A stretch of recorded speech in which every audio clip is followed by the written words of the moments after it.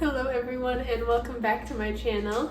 We are going to be in the kitchen for a little bit this morning and I wanted to show you how I make one of this house's favorites, which is churros. And it's actually one of the most simple desserts that I can think of that really I think will be a favorite for pretty much everyone. The ingredients are super simple. The only thing kind of different about it is it's not being baked, it is being fried. So I already currently have my oil of choice on the stovetop, and if you know me, you know that I am not a fan of super processed oils that we see in stores that are usually the cheap oils such as vegetable oil or canola oil, stuff like that. But what I would recommend for this is either lard, which is what I'm using today, or tallow.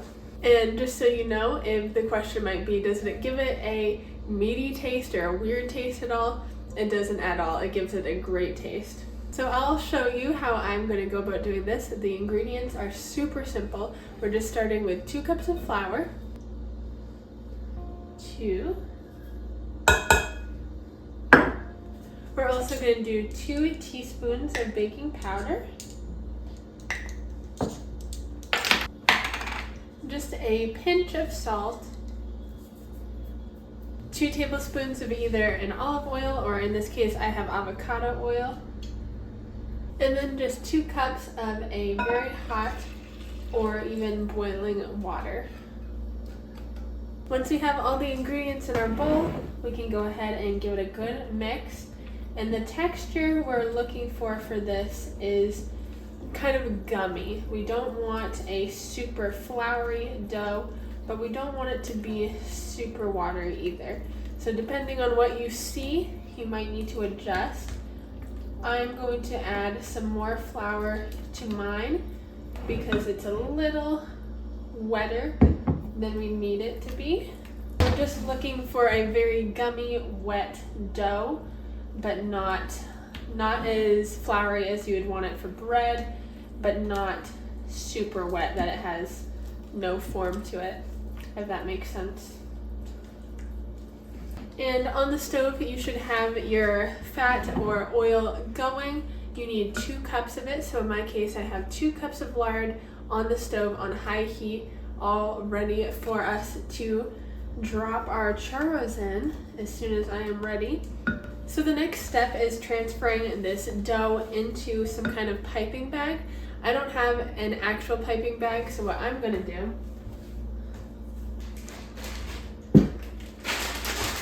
is take this bag that has a hole in it already, so I couldn't reuse it for actually keeping anything in. And I'm going to put the dough in this and then give it a good snip in the corner. I'm sure pretty much everybody could do this in a more graceful way. I'm just trying my very best to not make a mess because that's what I do. I'm very prone to making messes, especially in the kitchen. Now that I have all that dough in there, I'm going to do my best to move it down all into the corner. And then what we're going to do is I'm going to snip right here, and then it'll be ready for us to plop into our lard. Now this, I do have to say, do be careful because we are kind of just plopping dough into boiling fat. It can very easily splash up and it could leave quite a burn. So definitely be cautious with this. And I would say this is not the part of a task to do with a young child if you're doing it with your children, because boiling fat can be quite dangerous. Traditionally, churros are big, long tubes. I'm sure if you know churros, you would recognize that as being a churro. I'm less concerned about the shape. I honestly more like to do kind of balls, churro balls, but definitely do it however you like. But I'll bring you over to show you what I do. So I'm first gonna give it a good snip. And then here we go.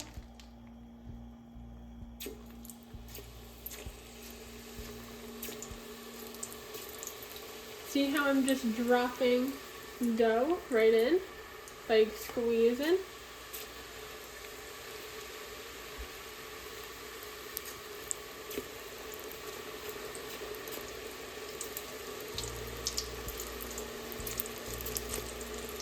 So you want to make sure at this point you have turned your heat down because it doesn't need to remain at that high temperature. And you just want to leave your dough in here. And it takes usually about 2 to 3 minutes for it to get to the right color. And you want to make sure you give it a flip so it cooks nicely on both sides. As for in between rounds, you can prepare your churros. In here I have a mix of brown sugar, cinnamon, and white sugar. And I'm gonna just go ahead and toss my churros into this mixture. I didn't do a specific amount of anything, so I can't tell you that. But just go by your own preferences. Some may like it to be more sugary, some may want it to be more cinnamony. Some may want to only use white sugar and not brown sugar also. It's completely up to you and your preferences. It sticks better the quicker you get it into the cinnamon sugar from the lard. And that's really all there is to making churros, except for if you know churros, you know that you really should make a chocolate dipping sauce. And there's many ways to do this. How I did it is I took chocolate chips, a little bit of tallow actually. I put a little bit of tallow in the bottom of a pan so as to not burn the chocolate chips. Then I added heavy cream and a little more sugar, and that's all it took to make mine. But there are many methods, so you go ahead and do what you want to do. But I'm gonna go ahead and have a little bit of churro.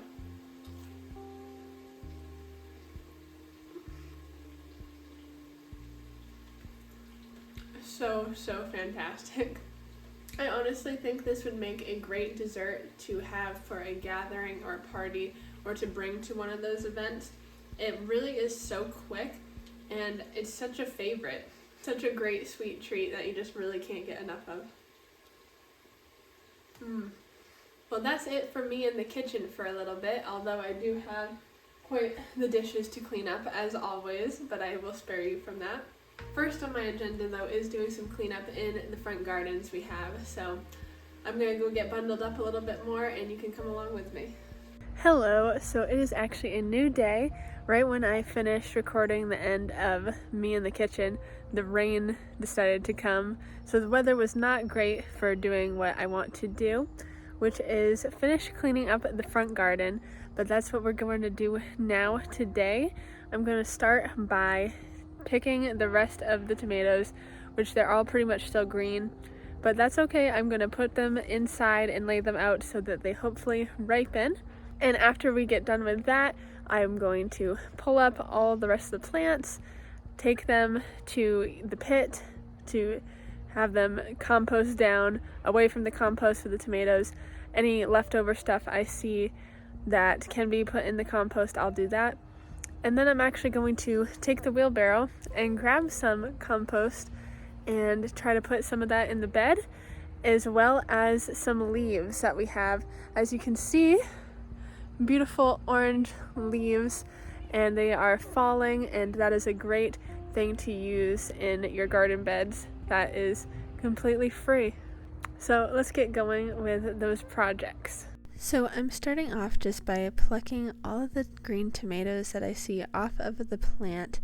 I ended up getting a lot more tomatoes than I thought this year due to the damage I experienced at the beginning of the season. You see, I had to change from a basket to bags because it was just a lot more than I expected. I'm going to be pulling all of the plants out of the beds, and you will see I'm going to take the tomato plants to a separate place opposed from the compost bin, just because tomatoes are prone to having disease. You don't want to get that in your compost.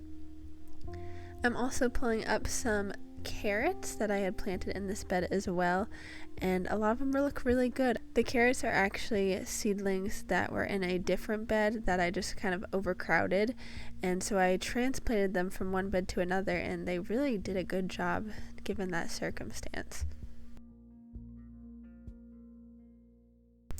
There's my boy Oakley. He loves being out in the garden with me, but when the beds are empty, he likes to lay in them, which is very funny. And I'm doing the same in this bed as well. And now you can see I'm gathering all the tomato plants up into the wheelbarrow, and I'm going to go dump it over to an area. I just call it the pit, and it's basically what I say it is. It is just a pit, and we just throw things in there such as this that I don't really want in the compost but can decompose naturally. So there it goes.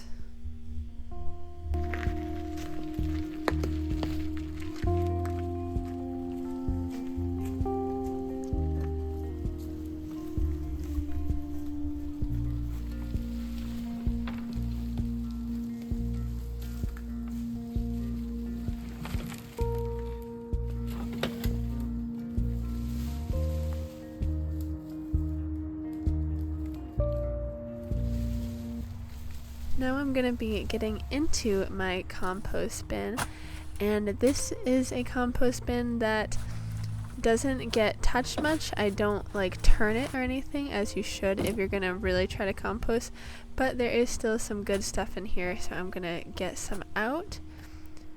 And I'm just going to go ahead and pull out some of these weeds that I see here as much as I can. Here I am showing you what is called a isopod, and I want to show you this because you might not know if you see in your garden if it is a good bug or a bad bug, and I just want to show you that these very cool little creatures are great to have in the garden. Actually, they eat decaying organic matter, so you'll definitely want to see these in your compost if you're composting. They're basically a cleanup crew, and I just think they're so cool. I think they're cute as well. But now I'm going to go ahead and add some of that compost to the soil. And now I'm going to go ahead and rake up some autumn leaves to put on the top of the garden beds. Autumn leaves are so great to use. Obviously, they're free, and if you like to clean up your leaves, this is a good place to put them towards. I don't really like to clean up the leaves. I think it looks pretty, but I will rake up some for the garden. It is a great way to add nutrients to your soil, such as carbon, nitrogen, and phosphorus.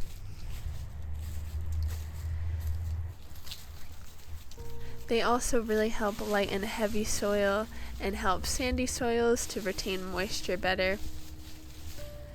And of course, they are great to use as a type of mulch and something to keep heat in over the winter season.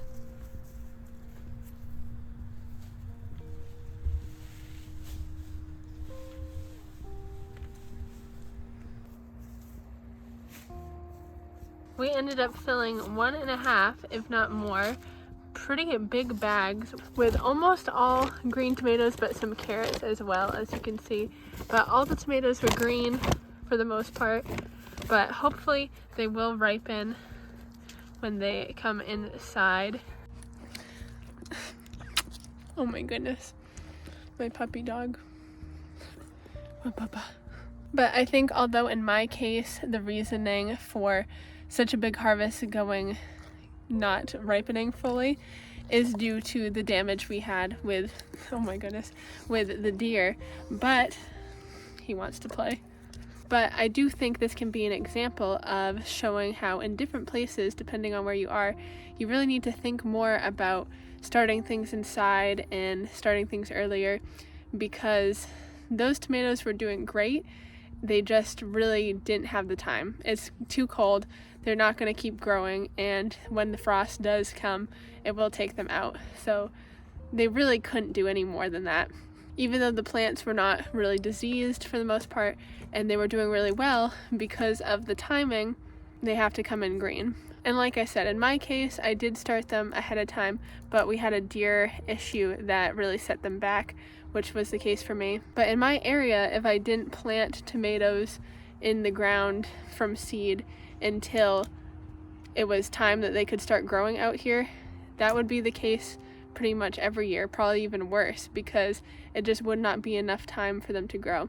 So gardening may be a seasonal thing in a way, but you really kind of have to think ahead of time to have a really successful garden.